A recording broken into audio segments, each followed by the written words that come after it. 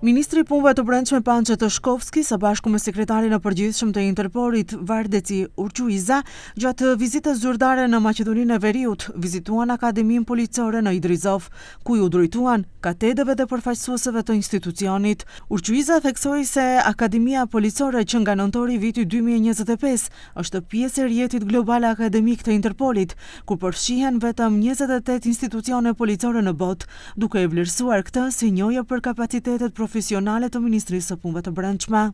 Different languages, different legal systems, and different ways of working.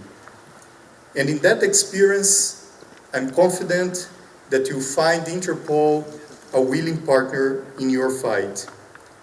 From the cooperation I have seen on your border with Albania, in your joint deployments with Serbian authorities, I see that North Macedonia takes international police cooperation seriously, and is what makes Interpol increasingly important in the modern fight against organized crime.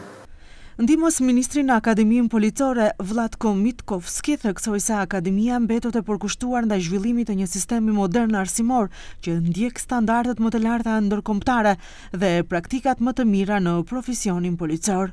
Полицейската академија изразува искрен интерес за интензивирање на воспоставената соработка со Интерпол и Академијата на Интерпол со цел размена на знаења, искуства и најдобри практики во полициското образование и обуката на идните и активните полициски службеници.